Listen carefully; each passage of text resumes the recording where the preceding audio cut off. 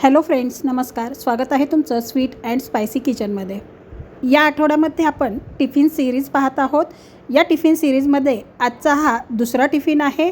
आज मी मोठ्या सुट्टीसाठी कांद्याचा पराठा तयार केलेला आहे. हा पराठा बनवायला अगदी सोपा आहे व एकदम सिंपल असा आहे. तसेच मुले खूप आवडीने खातील असा हा पराठा बनवून तयार होतो. तसेच मी छोट्या सुट्टीसाठी इथे शेंगदाण्याची उसळ तयार केलेली आहे.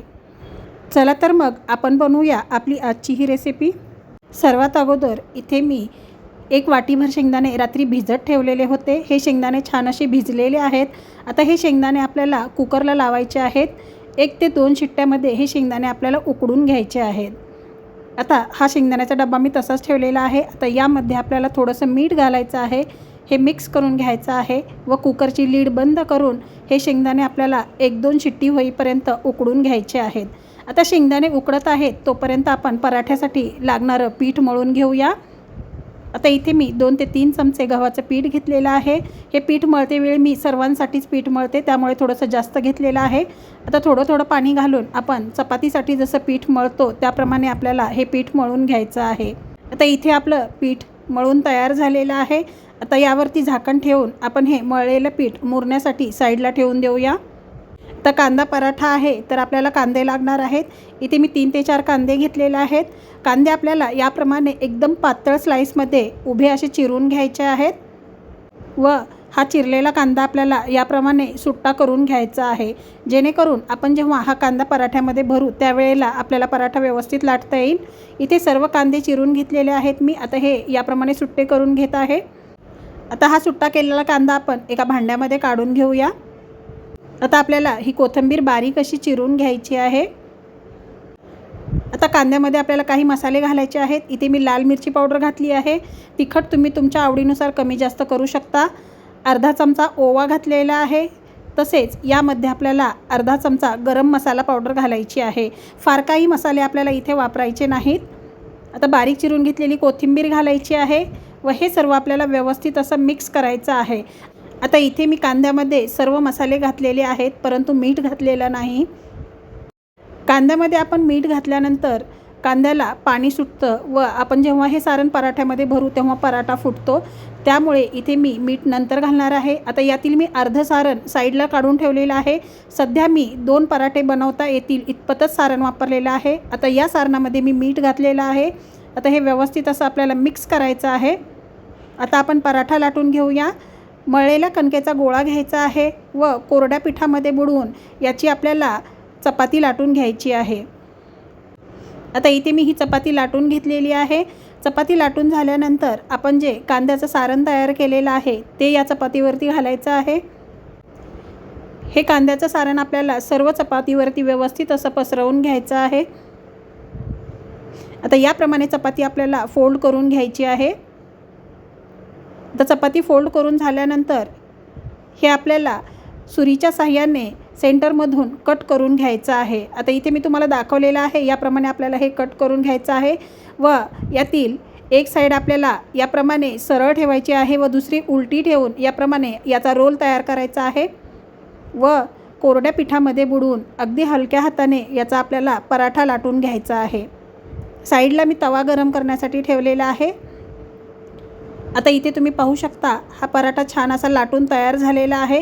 यामध्ये कांदा जाडसर असल्यामुळे पराठा व्यवस्थित असा गोल होणार नाही. आता इथे पराठा लाटून झालेला आहे. तवाही गरम झालेला आहे. आपण पराठा भाजून घेऊया. मीडियम फ्लेमवरती आपल्याला हा पराठा छान खरपूस असा भाजून घ्यायचा आहे. आता हा पराठा आपण पलटवून घेऊया. आता या पराठ्याला आपल्याला तेल लावायचं आहे.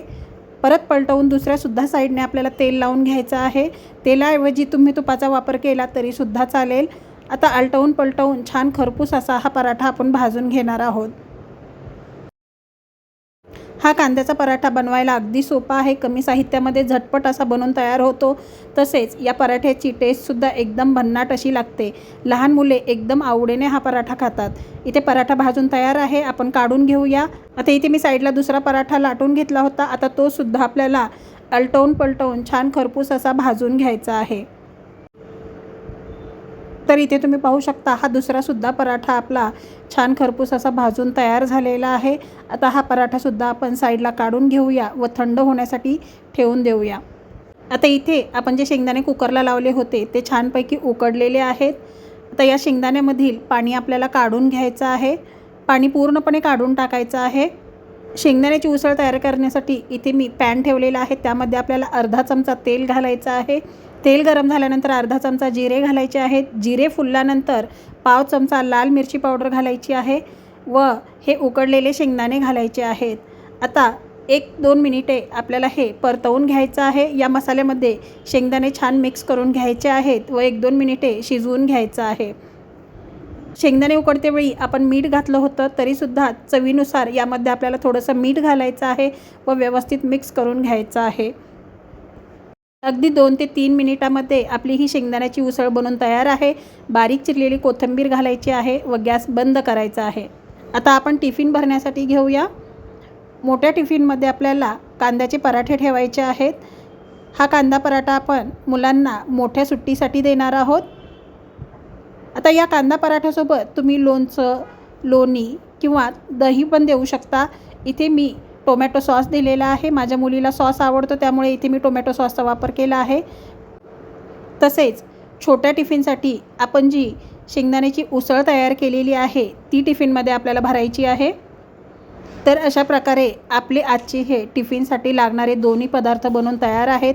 अगदी झटपट हे पदार्थ बनवून तयार होतात. तसेच हे दोन्ही पदार्थ मुले छान आवडीने खातील याप्रमाणे बनवून तयार झालेले आहेत. तर अशा प्रकारे आपली आजची ही टिफिनची दुसरी रेसिपी बनवून तयार झालेली आहे.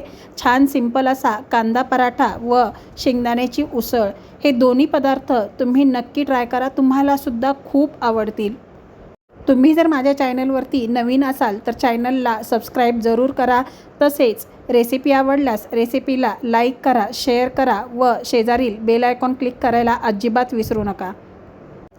वेळात वेळ काढून तुम्ही माझी रेसिपी पाहिल्याबद्दल खूप खूप धन्यवाद. चला तर मग आपण भेटूया पुन्हा अशाच एका नवीन रेसिपी व्हिडिओमध्ये. तोपर्यंत धन्यवाद.